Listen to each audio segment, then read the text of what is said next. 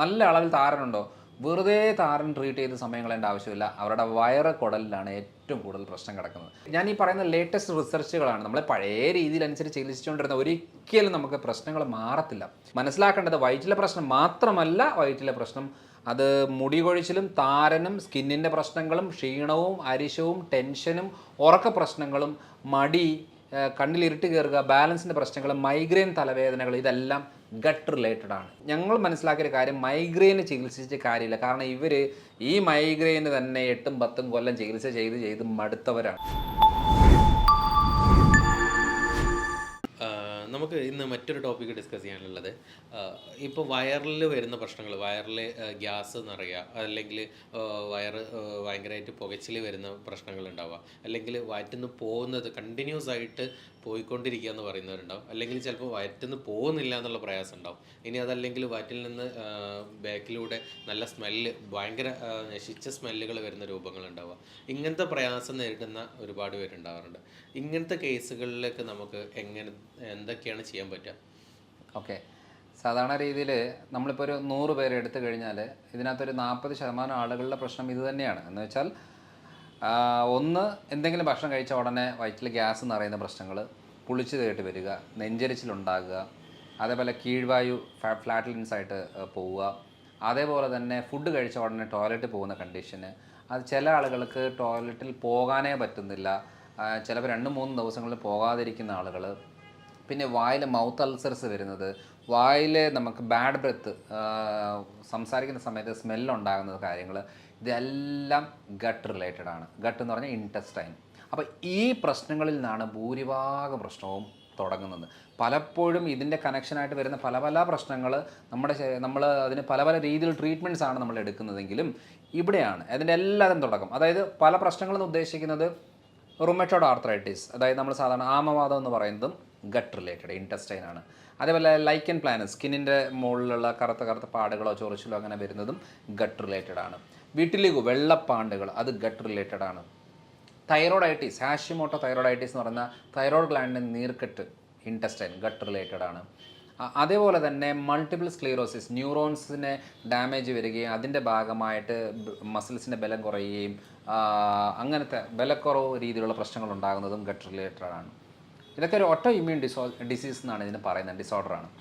അതേപോലെ തന്നെ SLE എന്ന് പറയും, അതായത് കിഡ്നി റിലേറ്റഡ് സ്കിൻ റിലേറ്റഡ് ആയിട്ട് SLE പ്രശ്നങ്ങൾ വരും. ANA പ്രൊഫൈലൊക്കെ ഹൈ ആയിരിക്കും അല്ലെങ്കിൽ പോസിറ്റീവ് ആയിരിക്കും അവർക്ക്. അപ്പോൾ ഇതിൻ്റെ എല്ലാം ബേസ് വെച്ച് നമ്മൾ നോക്കുമ്പോൾ എന്താ, റൊമറ്റോയ്ഡ് ആർത്രൈറ്റിസിന് വേറെ ട്രീറ്റ്മെൻറ്റ്, തൈറോയ്ഡൈറ്റിസിന് വേറെ ട്രീറ്റ്മെൻറ്റ്, സ്കിൻ കണ്ടീഷന് വേറെ, ഇങ്ങനെയാണ് നമ്മൾ പൊയ്ക്കൊണ്ടിരിക്കുന്നത്. പക്ഷേ ഏകദേശം ഈ പ്രശ്നങ്ങളുടെ ബേസ് കിടക്കുന്നത് ഇൻറ്റസ്റ്റൈനാണ്, കുടലാണ്. അപ്പോൾ ആരെങ്കിലും നമ്മൾ ഈ ഇതുമായിട്ട് ബന്ധപ്പെട്ട് ഇപ്പം വെറുതെ നമ്മൾ പറയും താരൻ, നല്ല അളവിൽ താരനുണ്ടോ? വെറുതെ താരൻ ട്രീറ്റ് ചെയ്ത് സമയം കളയേണ്ട ആവശ്യമില്ല. അവരുടെ വയറ് കുടലിലാണ് ഏറ്റവും കൂടുതൽ പ്രശ്നം കിടക്കുന്നത്. അപ്പോൾ അത് ക്ലിയർ ആകണം എന്നുണ്ടെങ്കിൽ അവിടെയാണ് നമ്മൾ കൂടുതൽ ഫോക്കസ് ചെയ്യേണ്ടത്. പലപ്പോഴും എങ്ങനെയാണ് ഈ കുടൽ വയറ് സ്ഥലങ്ങളിലൊക്കെ വളരെ പ്രശ്നം കാണിക്കുന്നതെന്ന് വെച്ചാൽ വളരെ സിമ്പിളായിട്ടുള്ള കാര്യമാണ്. നമ്മുടെ കുടലിനകത്ത് നല്ല ബാക്ടീരിയകളും ചീത്ത ബാക്ടീരിയകളും ഉണ്ട്. അപ്പം നല്ല ബാക്ടീരിയകളുടെ അളവ് നല്ല അളവിൽ കൂടുതലിരിക്കുകയും ചീത്ത ബാക്ടീരിയകളുടെ അളവ് കുറഞ്ഞിരിക്കുകയും ചെയ്യണം. ഇതാണ് ഒരു ബാലൻസ് രീതിയിൽ, ഒരു 85% നല്ല ബാക്ടീരിയ ആയിരിക്കണമെന്നേ ഉള്ളൂ. പക്ഷെ പല സാഹചര്യങ്ങളിലും ചീത്ത ബാക്ടീരിയകളുടെ അളവ് കൂടുതൽ വരുന്ന ഒരു കണ്ടീഷൻ വരാറുണ്ട്. ചീത്ത ബാക്ടീരിയകൾ കൂടുക എന്ന് പറഞ്ഞാൽ അവിടെ മെയിനായിട്ട് ശ്രദ്ധിക്കേണ്ട ഒരു കാര്യം, അതിൻ്റെ ഭാഗമായിട്ട് അപ്പം നമുക്ക് പ്രൊവൈറ്റെല്ല കോപ്രി എന്ന് പറയുന്നൊരു ബാക്ടീരിയ ഉണ്ട്. ഇതാണ് നമുക്ക് ഏറ്റവും കൂടുതൽ ജോയിൻസിന് ഇൻഫ്ലമേഷൻ ഉണ്ടാക്കുകയും അത് റുമറ്റോയ്ഡ് ആർത്രൈറ്റിസ് ഉണ്ടാക്കുന്ന ടെൻഡൻസി കൂട്ടുന്നത് ഈ പറയുന്ന ബാക്ടീരിയയാണ്. അതേപോലെ തന്നെ നമ്മുടെ ക്ലോസ്ട്രീഡിയം എന്ന് പറയുന്നൊരു ബാക്ടീരിയ, ക്ലോസ്ട്രീഡിയം ഗ്രൂപ്പിൽ പെടുന്നൊരു ബാക്ടീരിയ. ഈ ബാക്ടീരിയാസ് എന്ത് ചെയ്യും, ബ്ലഡിലേക്ക് എൻ്റർ ആകുകയും അത് ബ്രെയിനിലേക്ക് വന്ന് ബ്രെയിനിലുള്ള ന്യൂറോൺസിനെ ഡാമേജ് ചെയ്ത് വരുമ്പോഴാണ് നമുക്ക് ഓട്ടിസം എന്ന് പറയുന്നൊരു പ്രശ്നം ഉണ്ടാകുന്നത്. പലപ്പോഴും ഓട്ടിസ്റ്റിക് കുട്ടികൾ എന്ത് ചെയ്യും, സ്പീച്ച് തെറപ്പി, അതേപോലെ തന്നെ ഫിസിയോതെറപ്പി ആക്ടിവിറ്റീസുകൾ കാരണം ഓട്ടിസം ബാധിച്ച ഒരു കുട്ടി എന്ന് പറഞ്ഞാൽ ആ കുട്ടിയും കുട്ടിയുടെ അമ്മയ്ക്കുമാണ് ഏറ്റവും കൂടുതൽ ബുദ്ധിമുട്ടുണ്ടാകുന്നത്. കാരണം സാധാരണ രീതിയിൽ വരെ പഠിപ്പിക്കാനോ സാധാരണ ആളുകളുടെ കൂടെ മിങ്കിൾ ചെയ്യാനോ ഒന്നും പറ്റത്തില്ല. പക്ഷെ അവർ ആദ്യം ശ്രദ്ധിച്ചാൽ മതി, ഈ പറയുന്ന പ്രശ്നങ്ങൾ കാണിക്കുന്നത് വെച്ചാൽ അവർ ജനിച്ചു കഴിഞ്ഞ് 1-2 വയസ്സ് വരെ ഒരു കുഴപ്പം കാണത്തില്ല. പിന്നെയാണ് ഈ ഓട്ടിസം ചേഞ്ചസ് ഒക്കെ സംഭവിക്കുന്നത്. അതിൻ്റെ അതായത് ഞാൻ ഈ പറയുന്ന ലേറ്റസ്റ്റ് റിസർച്ചുകളാണ്. നമ്മളെ പഴയ രീതിയിലനുസരിച്ച് ചികിത്സിച്ചുകൊണ്ടിരുന്ന ഒരിക്കലും നമുക്ക് പ്രശ്നങ്ങൾ മാറത്തില്ല. ലേറ്റസ്റ്റ് റിസർച്ച് പറയുന്നത് ക്ലോസ്ട്രീഡിയം ഗ്രൂപ്പ് ഓഫ് ബാക്ടീരിയാസ് കുടലിലെ എണ്ണം കൂടുതൽ വരുമ്പോൾ അത് ന്യൂറോടോക്സിക് നാഡികളെ ഡാമേജ് ഉണ്ടാക്കുന്ന വിഷാംശങ്ങൾ റിലീസ് ചെയ്തിട്ട് ഇത് ഡാമേജ് ഉണ്ടാക്കുന്നതിൻ്റെ ഭാഗമായിട്ടാണ് ഓട്ടിസം ഉണ്ടാകുന്നത്. അതുകൊണ്ട് അതും ഗട്ട് റിലേറ്റഡ്. നമ്മൾ വയറ് സംബന്ധമായിട്ടുള്ള കാര്യങ്ങളിൽ ക്ലിയർ ചെയ്ത് വന്നു കഴിഞ്ഞാൽ ഭൂരിഭാഗവും ഓട്ടിസം റിലേറ്റഡ് ആയിട്ടുള്ള ബുദ്ധിമുട്ടുകൾ കുറയാറുണ്ട്. അതേപോലെ വേറൊരു പ്രശ്നമാണ് നമ്മുടെ അരിശം, ടെൻഷന്, ഇറിറ്റേഷൻസ്. അതായത് സെറട്ടോണിൻ എന്ന് പറയുന്ന ഒരു ന്യൂറോ ട്രാൻസ്മിറ്റർ ഹോർമോണുണ്ട്. അത് ഒരു ഹാപ്പി ഹോർമോണാണ്. ആ സെയിം ഹോർമോൺ ബ്രെയിനിലേക്ക് വരുമ്പോഴാണ് അത് ഹാപ്പി ഹോർമോൺ ആകുന്നത്. അത് കുടലിൽ തന്നെ അതിൻ്റെ ആക്ടിവിറ്റി എന്ന് പറയുന്നത് മൂവ്മെൻറ്റ് കൂട്ടുക എന്നുള്ളതാണ്. അതായത് കുടലിൻ്റെ മൂവ്മെൻറ്റ് കൂട്ടിയിട്ട് മോഷൻ ക്ലിയർ ആകുക എന്നുള്ളതാണ് മെയിനായിട്ടുള്ള കാര്യം. അപ്പോൾ ഈ സെറട്ടോണിൻ എന്ന് പറയുന്ന ന്യൂറോ ട്രാൻസ്മിറ്റർ ഹോർമോണ് നമ്മുടെ കുടലിൽ ഈ നല്ല ബാക്ടീരിയകളാണ് റിലീസ് ചെയ്യുന്നത്. ഇത് റിലീസ് ചെയ്ത് ബ്ലഡിലേക്ക് വന്ന് ബ്രെയിനിലേക്ക് വന്നെങ്കിൽ മാത്രമേ നമുക്ക് ഹാപ്പിനെസ്, സന്തോഷം എന്ന് പറയുന്ന ഒരു ഫീല് കിട്ടത്തുള്ളൂ. അപ്പോൾ അങ്ങനെ കിട്ടണമെന്നുണ്ടെങ്കിൽ കുടൽ ഇൻറ്റസ്റ്റൈൻ്റെ ഹെൽത്ത് പ്രോപ്പറായിരിക്കണം. അതുകൊണ്ട് ആർക്കെങ്കിലും ഗ്യാസിൻ്റെ പ്രശ്നം, മലബന്ധം അല്ലെങ്കിൽ ലൂസ് മോഷന്, പുളിച്ചിട്ട് കെട്ടി വരുന്നത്, നെഞ്ചരിച്ചിൽ എന്നൊക്കെ പറഞ്ഞാൽ നിസ്സാരമായിട്ട് കരുതരുത്. ഇത് കുറച്ച് നാൾ കടന്ന് അത് ആദ്യം വരുന്നത് തൈറോയ്ഡാണ്, തൈറോയ്ഡൈറ്റിസ്. അത് തൈറോയ്ഡൈറ്റിസ് നോർമലി നമ്മൾ ചെയ്യുന്ന ഹൈപ്പർ തൈറോയ്ഡ് അല്ല, തൈറോയ്ഡൈറ്റിസ് എന്ന് പറയും. അതിന് anti T G, anti T P O, thyroid gland scan എന്ന് പറയുന്ന anti T G, anti T P O blood ടെസ്റ്റാണ്. ഇത് ചെയ്ത് നോക്കുമ്പോൾ നമുക്ക് മനസ്സിലാവും. അത് കഴിഞ്ഞ് ചെയ്ത് വരുന്നത് സ്കിന്നിലേക്കാണ്. സ്കിന്നിലെ ചൊറിച്ചിൽ, കുരുക്കൾ, പാടുകൾ എന്ന രീതിയിലാണ് വയറിൻ്റെ ഡാമേജ് കിടക്കുന്നത്. അത് കഴിഞ്ഞേച്ച് വരുന്നത് ജോയിൻസിലേക്കാണ്. അതാണ് റുമറ്റോയ്ഡ് ആർത്രൈറ്റിസ് എന്ന് പറയുന്നത്. പലപ്പോഴും ബ്ലഡിൽ RA നെഗറ്റീവ് ആണ്. RA ടെസ്റ്റ് ചെയ്ത് റുമറ്റോയ്ഡ് ആർത്രൈറ്റിസ് ടെസ്റ്റ് ചെയ്ത് നെഗറ്റീവ് ആയിരിക്കും. ആൻറ്റി CCP നെഗറ്റീവ് ആയിരിക്കും. വെറും ESR മാത്രം കുറച്ച് കൂടുതലായിരിക്കും. അപ്പോൾ നമ്മളോട് എന്ത് പറയും, നിങ്ങളുടെ അത് 0 നെഗറ്റീവ് ആർത്രൈറ്റിസ് ആണ്, അതിന് മരുന്നെടുക്കണം എന്ന് പറഞ്ഞ് നമ്മൾ മരുന്നെടുക്കും. പക്ഷേ ആക്ച്വലി അത് ഗട്ട്, തൈറോയ്ഡ്, നെക്സ്റ്റ് ജോയിൻസിലേക്ക് വരുന്ന പ്രശ്നമായതുകൊണ്ട് ജോയിൻസിന് മാത്രം ട്രീറ്റ് ചെയ്ത് ആ പ്രശ്നം മാറില്ല. ഇൻറ്റസ്റ്റൈൻ പ്രോപ്പർ ആവണം. തൈറോയ്ഡൈറ്റിസ് പ്രശ്നങ്ങൾ ക്ലിയർ ആയെങ്കിൽ ഓട്ടോമാറ്റിക്കായിട്ട് ജോയിൻസിന് ഇൻഫ്ലമേഷൻ കുറയും. അതുകൊണ്ട് എന്താ ചെയ്യേണ്ടത്, കുടൽ പ്രോപ്പറായിട്ട് ഫങ്ഷനിങ് ആക്കി എടുക്കുക എന്നുള്ളതാണ് 80% പണി. ഏതൊരു ആരോഗ്യ പ്രശ്നം നമുക്ക് വന്നാലും ഞങ്ങൾ ആദ്യം ഫോക്കസ് ചെയ്യുന്നൊരു കാര്യം എന്ന് പറഞ്ഞാൽ ഇൻറ്റസ്റ്റൈനാണ്, കുടലാണ്. ഏത് കാര്യം, സ്കിന്ന് വന്നോ ഇൻറ്റസ്റ്റൈനാണ്. അപ്പോൾ ഈ കുടലും തൈറോയിഡുമായിട്ടുള്ള കണക്ഷനാണ് 80% കിടക്കുന്നത്. അപ്പോൾ നമ്മൾ എന്തെങ്കിലും ഒരു ഫുഡ് കഴിച്ചു കഴിഞ്ഞാൽ ഉടനെ ടോയ്ലറ്റിൽ പോകണമെന്നൊരു തോന്നൽ. ചില സമയത്ത് മോഷൻ ടൈറ്റ് ആയിരിക്കും, ചില സമയത്ത് വളരെ ലൂസായിട്ട് പോകും. അപ്പോൾ ഏത് സമയത്ത് എങ്ങനെ പോകും എന്നുള്ളത് നമുക്ക് ഊഹിക്കാൻ പോലും പറ്റാത്തൊരു രീതിയായിരിക്കും.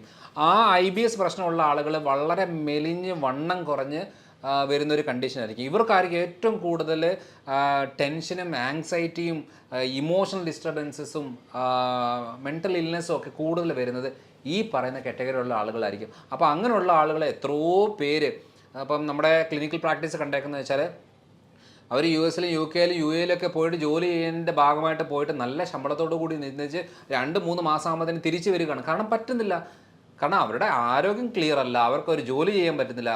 സൂയിസൈഡൽ ടെൻഡൻസി ഉണ്ടാകുന്ന ഒരു വളരെ വലിയൊരു കാര്യമാണ് ഈ IBS എന്ന് പറയുന്നൊരു പ്രശ്നം. അതുകൊണ്ട് അങ്ങനെയുള്ള കണ്ടീഷനിൽ ഏറ്റവും കൂടുതൽ ഹെൽപ്പ് ചെയ്യുന്ന മെയിനായിട്ടുള്ള ആവശ്യം എന്ന് പറയുന്നത് കുടലിൻ്റെ ഹെൽത്ത് പ്രോപ്പറാക്കി എടുക്കുക എന്നുള്ളതാണ്. അപ്പോൾ IBS കണ്ടീഷനുള്ള ആളുകൾ, ഈ ഗട്ട് റിലേറ്റഡ് പ്രശ്നമുള്ളവർ ഒരു കാരണവശാലും മിൽക്ക്, പാല് പാടില്ല, ഗ്ലൂട്ടൻ ഐറ്റംസ് പാടില്ല. കാരണം ഗോതമ്പ്, മൈദ, ഓട്സ് എന്ന് പറയുന്ന സാധനവും പാലും ഒക്കെ ഉൾപ്പെടുത്തിക്കൊണ്ടിരുന്നാൽ ഒരിക്കലും അവരുടെ ഗട്ട് ഹെൽത്ത്, ഇൻറ്റസ്റ്റൈന് പ്രോപ്പർ ആവില്ല. അപ്പം പിന്നെ എന്നാ സംഭവിക്കുന്നത് വെച്ചാൽ ടെൻഷൻ അടിക്കുന്നതിനും ടെൻഷനും മരുന്ന് എടുത്തുകൊണ്ടിരുന്നിട്ട് ഒരു കാര്യമില്ല, ഇൻറ്റസ്റ്റൈൻ പ്രോപ്പർ ആകാതെ. അപ്പോൾ ഈ പറയുന്ന വയറ് സംബന്ധമായിട്ടുള്ള പ്രശ്നങ്ങളാണ് ഏറ്റവും കൂടുതൽ ശ്രദ്ധിക്കേണ്ടത്. സ്കിന്നിന് ചൊറിച്ചിൽ വന്നു കഴിഞ്ഞാൽ ഇൻറ്റസ്റ്റൈൻ പ്രശ്നമാണ്.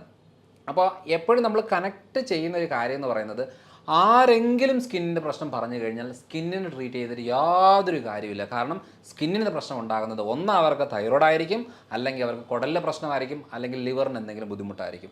ലിവറിൻ്റെ അവസാന പ്രശ്നങ്ങളിൽ മാത്രമേ സ്കിന്നിലേക്ക് ബാധിക്കത്തുള്ളൂ. ആദ്യം കാണിക്കുന്നത് വയറ് സംബന്ധമായിട്ടുള്ള പ്രശ്നങ്ങളിലാണ് സ്കിന്നിന് ഡാമേജ് വരുന്നത്. പിന്നെ കാണിക്കുന്നത് തൈറോയ്ഡ് പ്രശ്നങ്ങളിലാണ് സ്കിന്നിന് ഡാമേജ് വരുന്നത്. അതുകൊണ്ട് എന്ത് ചെയ്യണം, ചൊറിച്ചിലോ കുരുക്കളോ വന്നു കഴിഞ്ഞാൽ ഓയിൻമെൻറ്റ് തൂത്താലൊന്നും പ്രശ്നം മാറില്ല. ചെയ്യുമ്പം കുറയും, പിന്നെയും വരും. ഇടത്തെ കയ്യിൽ തൂത്ത് കഴിഞ്ഞാൽ അവിടുത്തെ പ്രശ്നം മാറും, വലത്തെ കയ്യിൽ ആ സ്കിന്നിൻ്റെ പ്രശ്നം ഉണ്ടാകും. അതേപോലെ ഫംഗൽ ഇൻഫെക്ഷന് ഓയിൻമെൻറ്റ് തൂത്ത് നമ്മൾ ക്ലിയർ ആക്കിക്കൊണ്ടിരുന്ന തൂക്കുമ്പം കുറയും, അടുത്ത 2 ദിവസം തൂത്തില്ലെങ്കിൽ വീണ്ടും ഉണ്ടാകും. കാരണം ഇത് ഇൻറ്റസ്റ്റൈൻ റിലേറ്റഡ് ആണ്. കുടലിനകത്ത് ഫംഗസ് ഗ്രോത്തുകൾ കൂടുന്നതുകൊണ്ടാണ് സ്കിന്നിൽ ഫംഗസ് ഇൻഫെക്ഷൻസ് ഉണ്ടാകുന്നത്. ഏറ്റവും കൂടുതൽ ശ്രദ്ധിക്കേണ്ട വേറൊരു കാര്യം, നമ്മുടെ കോൺഫിഡൻസ് തന്നെ കളയുന്നൊരു കാര്യമാണ് ബാഡ് ബ്രെത്ത് എന്ന് പറയുന്നത്. നമുക്കൊരാളുടെ അടുത്ത് വന്നിരുന്ന് സംസാരിക്കാൻ പറ്റത്തില്ല, നമുക്ക് ഒരു കോൺഫിഡൻസ് കിട്ടത്തില്ല. നമ്മുടെ പ്രൊഫഷണൽ ലൈഫിലും പേഴ്സണൽ ലൈഫിലും ഒരു മെച്ചം കിട്ടാത്ത രീതിയിലേക്ക് നമ്മൾ പുറകെ വലിഞ്ഞു നിൽക്കുന്നതാണ് ബാഡ് ബ്രെത്ത് എന്ന് പറയുന്ന കണ്ടീഷൻ. ഇതിൻ്റെ 80% റീസൺ എന്ന് പറയുന്നത് കുടലാണ്. കാരണം അവർ ഫുൾ ടൈം ബ്രഷ് ചെയ്യുന്നുണ്ട്, പല്ല് ക്ലീൻ ചെയ്യുന്നുണ്ട്, നമ്മുടെ ചൂയിങ് ഗംസ്, എന്തെല്ലാം റിഫ്രഷ്മെൻറ്റ് സാധനങ്ങളെല്ലാം കഴിച്ച് ക്ലിയർ ആക്കി എന്ന് പറഞ്ഞാലും ഈ സ്മെല്ല് മാറില്ല. കാരണം ഇത് കുടലിൽ നിന്ന് ബ്ലഡിലേക്ക് വന്ന് ബാഡ് ഗ്യാസ് ലങ്സിലേക്ക് വന്ന് ലങ്സിൽ നിന്ന് അത് ഓക്സിജൻ ഉള്ളിലേക്ക് വരുമ്പോൾ കാർബൺ ഡയോക്സൈഡ് പുറത്തേക്ക് പോകുന്നതിൻ്റെ കൂടെ ഈ ബാഡ് സ്മെല്ല് പുറത്തേക്ക് പോകും. അപ്പോൾ നമ്മൾ ഈ വായിൽ എന്ത് ക്ലീൻ ചെയ്തിട്ട് യാതൊരു കാര്യമില്ല. ഇത് ഇൻറ്റസ്റ്റ് ആൻഡ് ഗട്ട് റിലേറ്റഡ് ആണ്.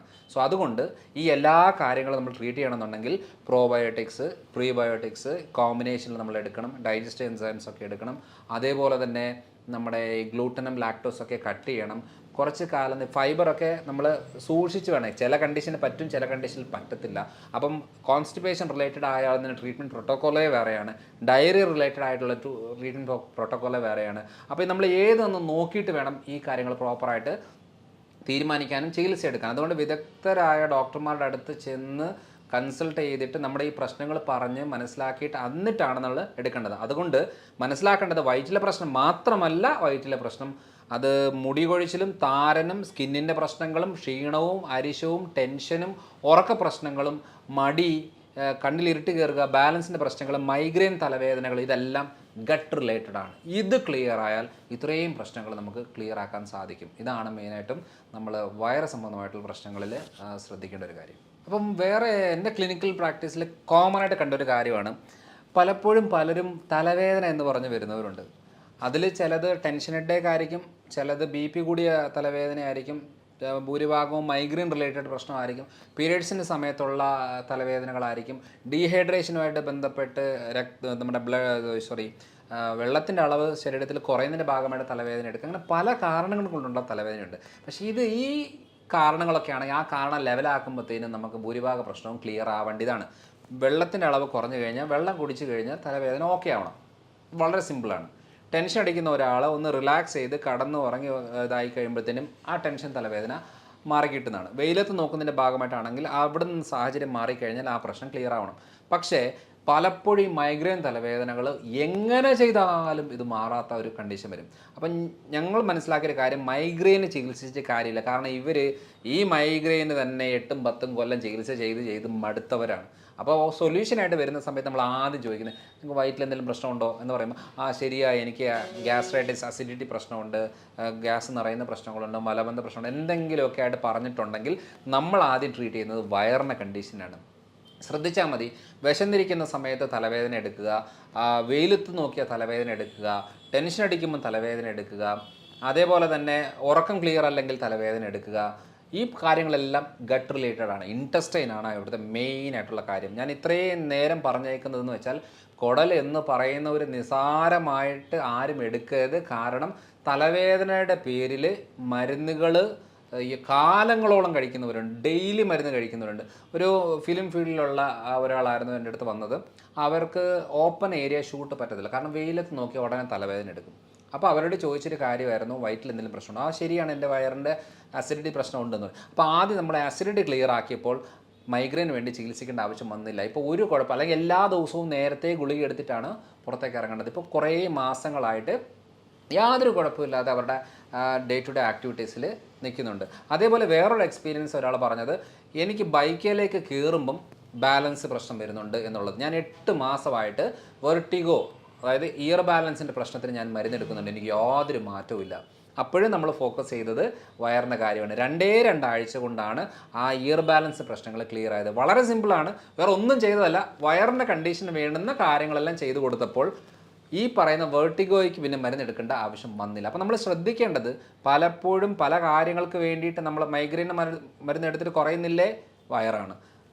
ബാലൻസിന് പ്രശ്നം മരുന്നെടുത്തിന് കുറയുന്നില്ലേ വയറ് പ്രശ്നമാണ്, സ്കിന്നിന് മരുന്നെടുത്ത് കുറയുന്നില്ലേ വയറ് പ്രശ്നമാണ്. അപ്പം ഏത് കാര്യത്തിന് നമ്മൾ പറയുന്നതിൻ്റെ ഭാഗമായിട്ട്, അതേപോലെ തുമ്മൽ, രാവിലെ സ്ഥിരം തുമ്മുന്ന ആളുകളുടെ മെയിൻ പ്രശ്നം എന്ന് പറയുന്നത് ഒന്ന് തൈറോയ്ഡ് അല്ലെങ്കിൽ കുടലാണ്. അപ്പോൾ ഈ രണ്ടും കണക്റ്റഡ് ആണ്. അതുപോലും രാത്രിയിൽ ഫുഡൊക്കെ നമ്മൾ ഒഴിവാക്കി ഒരു 6 മണിക്കുള്ളിലെ ഭക്ഷണമൊക്കെ കഴിച്ച് റെഡിയാക്കി നിന്ന് കഴിഞ്ഞാൽ പിറ്റേ ദിവസത്തെ തുമ്മൽ വളരെ കുറയുന്നതായിട്ട് ഒത്തിരി പേര് പറയുന്നുണ്ട്. കാരണം എൻ്റെ പല വീഡിയോകൾ കണ്ടുവച്ച ആളുകൾ പറയുന്നുണ്ട്, ഡോക്ടറുടെ രാത്രി ഞാൻ ഇത് ചപ്പാത്തിയായിരുന്നു കഴിച്ചുകൊണ്ടിരുന്നത്, ചോറായിരുന്നു കഴിച്ചുകൊണ്ടിരുന്നത്, അത് നിർത്തിയിട്ട് ഞാനിപ്പോൾ ഒരു ഓംലെറ്റ് ആക്കി, അത്രയേ ഉള്ളൂ, രാവിലെ എനിക്ക് തുമ്മുന്ന പ്രശ്നമില്ല എന്ന രീതിയിൽ പറയുന്ന ഒത്തിരി പേരുണ്ട്. അതുകൊണ്ടാണ് ഞാൻ പറയുന്നത് വയറാണ് ഭൂരിഭാഗ പ്രശ്നവും. പിന്നുള്ളത് വെരിക്കോസ് പ്രശ്നങ്ങളിൽ, ഈ കാല് ചൊറിഞ്ഞ് പൊട്ടി വ്രണമാകുന്ന കണ്ടീഷന്, വെള്ളം ഒലിക്കുന്ന കണ്ടീഷനിലൊക്കെ ഈ ഗട്ടാണ് ഏറ്റവും കൂടുതൽ. വെയിൻ തടിച്ച് വരുന്നതിനും കുടലുമായിട്ട് യാതൊരു ബന്ധമില്ല. സ്കിൻ കണ്ടീഷൻ, വെരിക്കോസ് മാറി വെരിക്കോസ് എക്സിമയായിട്ട് മാറുമ്പോഴത്തേനും ഗട്ടാണ്. അപ്പോൾ അങ്ങോട്ട് നമ്മൾ ഏതിടുന്നോ അതിനനുസരിച്ച് ഇവിടെ ചൊറിഞ്ഞ് പൊട്ടി ഒലിക്കുന്ന കണ്ടീഷനിലേക്ക് വരും. അതുകൊണ്ട് വളരെ സിമ്പിളായിട്ട് വളരെ ഈസി ആയിട്ട് നമ്മൾ ക്ലിയർ ആക്കാൻ പറ്റിയ പ്രശ്നങ്ങളാണ് ഈ പറഞ്ഞ കാര്യങ്ങളെല്ലാം. അതുകൊണ്ട് ബാക്ടീരിയൽ ഗ്രോത്ത് കൺട്രോൾ ചെയ്ത് ഹെൽത്തി ബാക്ടീരിയാസ് ഗ്രോത്ത് ആയി വന്നു കഴിഞ്ഞാൽ നമ്മുടെ ഭൂരിഭാഗ പ്രശ്നങ്ങൾ ക്ലിയർ ആകും. അതിൻ്റെ മെയിൻ ഫുഡ് എന്ന് പറയുന്നത് ഗ്ലൂക്കോസ് ആണ്. അതുകൊണ്ട് ഗ്ലൂക്കോസ് ആണ് നമ്മൾ ഇൻറ്റസ്റ്റൈൻ്റെ കണ്ടീഷനിൽ ശ്രദ്ധിക്കേണ്ടത്. സിവിയർ അസിഡിറ്റി, സിവിയർ ഇൻഫെക്ഷൻ വരുന്ന കാര്യങ്ങൾക്ക് മാത്രം പ്രോട്ടീൻ കട്ട് ചെയ്യുക, അല്ലെങ്കിൽ പ്രോട്ടീൻ നമുക്ക് ഉൾപ്പെടുത്തിക്കൊണ്ട് തന്നെ ഇതിന് ട്രീറ്റ് ചെയ്യാൻ പറ്റുന്നൊരു കാര്യമാണ്. എനിവേ ഇതിനെക്കുറിച്ച് ഒരുപാട് ഡീറ്റെയിൽസ് സാറ് പറഞ്ഞു തന്നിട്ടുണ്ട്. മറ്റൊരു ടോപ്പിക്കുമായിട്ട് നമുക്ക് വീണ്ടും കാണാം. Thank you.